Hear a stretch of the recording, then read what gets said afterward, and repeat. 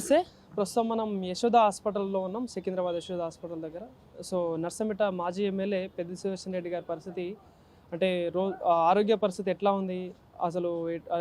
ఏదైతే నిన్న వచ్చిన హెల్త్ బులెటిన్ ప్రకారం చూస్తూ ఉంటే కొంతవరకు మెరుగైతా ఉందని చెప్పేసి డాక్టర్లు చెప్తా ఉన్నారు. సో మరి ఈ రోజు ఎలా ఉందనేది కూడా తెలుసుకునే ప్రయత్నం. ప్రస్తుతం నర్సంపేట నుండి బీఆర్ఎస్ పార్టీ నాయకులు కావచ్చు, పెద్ది సుదర్శన్ రెడ్డికి సంబంధించిన అభిమానులు కావచ్చు, చాలామంది ఇక్కడికి రావడం జరిగింది. సో అసలు మరి వాళ్ళతో మాట్లాడించే ప్రయత్నం చేద్దాం.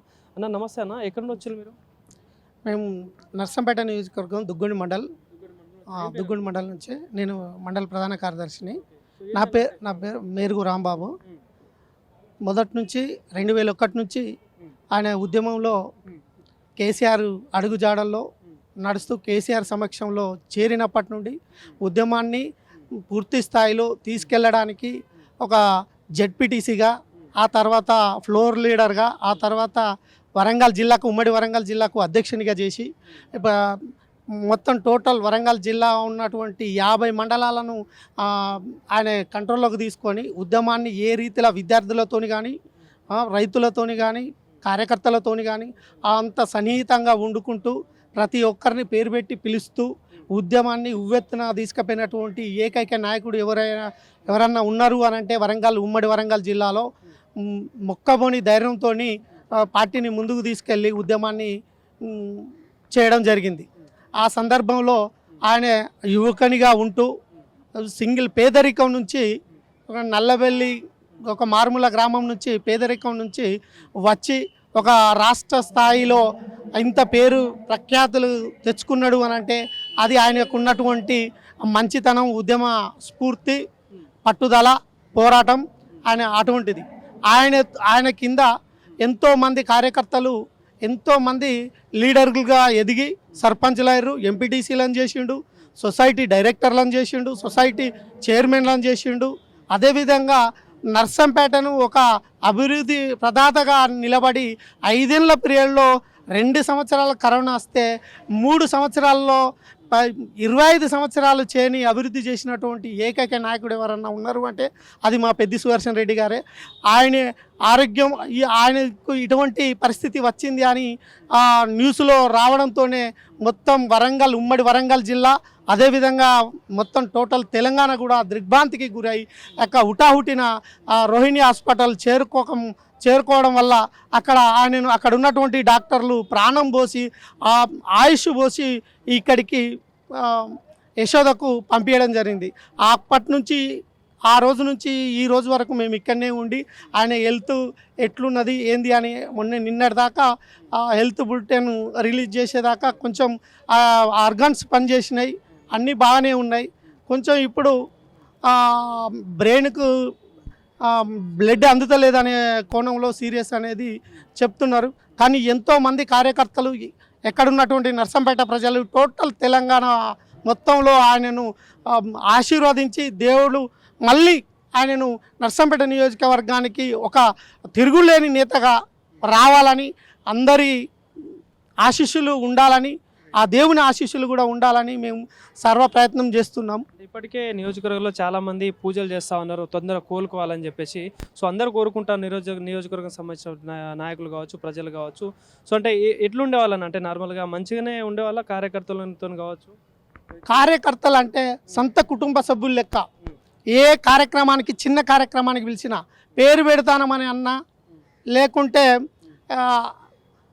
చనిపోయిన దినాల కార్యక్రమం అన్నా, పెళ్లి కార్యక్రమం అన్నా ఆయన సొంత ఇంట్లో జరిగినట్టుగా ఫీల్ అయ్యి అందరి కుటుంబాలకు చేరువై ప్రతి ఒక్కరి కార్యకర్తల్లో ఆ నోట్లో నాలుగేలాగా మెదిలినటువంటి ఏకైక నాయకుడు మా పెద్ది సుదర్శన్ రెడ్డి గారు.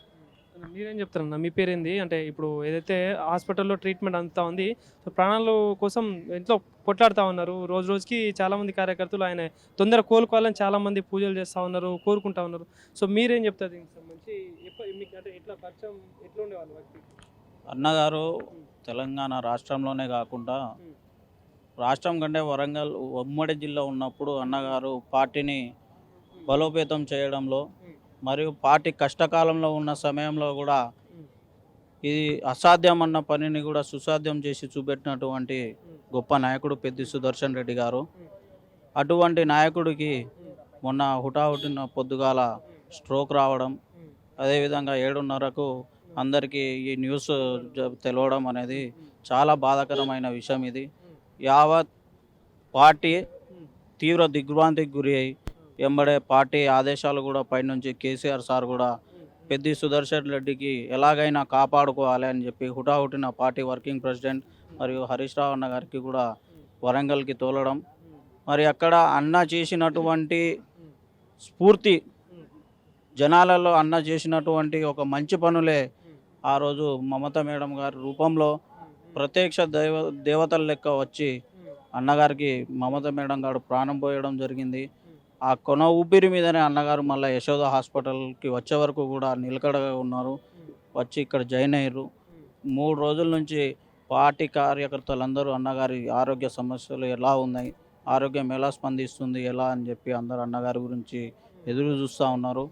అన్నగారు త్వరగా కోలుకోవాలి, త్వరగా కోలుకొని మళ్ళా పార్టీకి ఒక పెద్దన్న లెక్క ఒక మంచి కీ రోల్ను మళ్ళీ పార్టీలో పోషించాలని చెప్పి మేము కార్యకర్తల తరఫున కోరుకుంటున్నాం. మరి ప్రత్యేకంగా ప్రతి సంవత్సరం అన్నగారు నర్సంపేట నియోజకవర్గంలో మాదన్నపేట కట్ట మీద అయ్యప్ప స్వామి మాల వేసుకొని పూజలు నిర్వహిస్తారు. ఇలా అయ్యప్ప స్వామి కూడా అన్నగారి పట్ల కొద్దిగా ఆరోగ్యానికి ఒక ఆయుష్ను పోషించాలని చెప్పి కూడా మేము పార్టీ తరఫున కోరుకుంటా ఉన్నాం.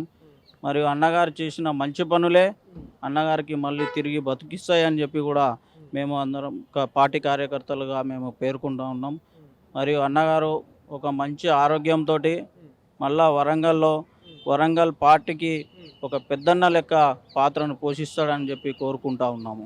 ఏమనిపిస్తూ ఉందంటే ఇప్పుడు మీ మాజీ ఎమ్మెల్యే గారు అనారోగ్యంతో అంటే మొన్న అడ్మిట్ అవ్వడం జరిగింది. సో ఇప్పుడు ఆరోగ్య పరిస్థితి చూస్తూ ఉంటే కూడా అంటే మీ నియోజకవర్గం సంబంధించిన మాజీ ఎమ్మెల్యే కాబట్టి ఎట్లా ఉండేవారన్న, అంటే మీ ప్రజల పట్ల కావచ్చు, కార్యకర్తల పట్ల? అందరితో మంచిగానే కలిసి ఉండేది. లాస్ట్ మంత్ 25th రోజు మా అన్నయ్య పెళ్ళికి కూడా వచ్చిండు. పోగానే స్పందించిండు.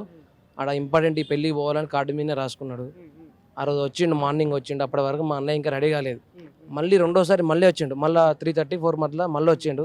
కలిసిండు, అందరిని కలిసిండు, అందరితో పలకరించిండు. ఇప్పటికీ 1 month అంతే, అన్నతో మాట్లాడి 1 month దాటింది. అన్నకు ఎక్కువ రైతుల మీద ప్రేమ.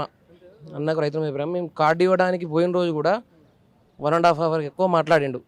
ఎట్లా ఉంది, వర్షాలు పడతలేవు కదా, మరి ఎట్లా పరిస్థితి, ఎట్లా ఏం పెట్టిళ్ళు, విత్తనాలు మొలిచినాయా, వర్షాలు పడకపోతే ఎట్లా, మీ పరిస్థితి ఏంది, ఏం చేద్దామంటారని దాని గురించి డిస్కస్ చాలా 1/2 hour మాట్లాడిండు.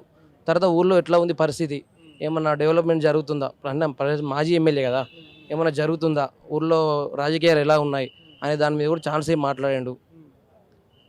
అన్నకి ఇలా జరగడం చాలా బాధాకరం. కోలుకోవాలని ప్రతి ఒక్కరూ కొమ్మల నరసింహస్వామి టెంపుల్ దగ్గర, కోటగండి దగ్గర మెట్టుకో కొబ్బరికాయ కొట్టుకొని అన్న తిరిగి రావాలని ఇంటి దగ్గర గొర్రెలను కోసి మొక్కుతామని కూడా సొంతంగా ప్రజలు చూస్తున్నారు. చాలా మంది ఫోన్లు చేస్తున్నారు బయట వాళ్ళు కూడా, అన్న ఎట్లా ఉన్నాడు, అన్న ఇక్కడికి రావడం, యశోద హాస్పిటల్కి రావడం తెలిసింది, నేను వచ్చిన తెలిస్తే ఎట్లా ఉన్నాడు, ఏం జరుగుతుంది అని చాలా మంది. నియోజకవర్గం ఏమో దుగ్గోని మండల్, మా మండలం, మా ఊరుకు విలేజ్ చేయించింది, రోడ్డు వేయించింది అన్నగారే. చాలా పనులు చేసిండు, పంట నష్టపరిహారం కానీ చాలా పనులు, పింఛన్లు కానీ మా ఊర్లో చాలా డెవలప్మెంట్ చేసిందంటే సుదర్శన్ రెడ్డి గారే. కోలుకొని మళ్ళీ ఇంటి వస్తే ఎంత తొందరగా కోలుకుంటే అంత బాగుంటుందని మేము అనుకుంటున్నాం. మీరేం చెప్తారు అంకుల్, అంటే ఇప్పుడు అనారోగ్యంతో ఉన్నారు కాబట్టి తొందరగా కోలుకోవాలని కోరుకుంటున్నారు అందరూ, ఎట్లా నియోజకవర్గం ప్రజలు అందరూ కోరుకుంటా ఉన్నారు, ఏం చెప్తారు మరి? అన్నగారు చేసిన పనులు చాలా ఉన్నాయి. ఆయన ఊళ్ళోకైతే పేరు పెట్టి పిలిచేది, ఎవరినైనా ఒకసారి చూసిందంటే పేరు పెట్టి పిలిచేది. అలాంటి నాయకుడు మాకు ఇప్పుడు ఈ పరిస్థితుల్లో ఉన్నాడంటే మాకు నమ్మబుద్ధి అయితే లేదు. ఎందుకంటే మేము ఎప్పటికీ నిత్యం చూసేటోళ్ళం, నిత్యం మేము ఆయన దగ్గరికి పోయేటోళ్ళం. ఎంత యాక్టివ్ అంటే అంత యాక్టివ్ ఉంటాడు ఆయనకు మళ్ళీ వేరే అలవాట్లు, అన్నం మటన్ చికెన్ కూడా తినడు. మరి ఇలాంటి పరిస్థితి ఆ దేవుడు ఎందుకు తీసుకొచ్చిండో తెలియదు మనకు. అలాంటి పరిస్థితి రాకూడదు ఆయనకు, కానీ మాకు దేవుడు అసలు ఉంటాడు ఆయనే.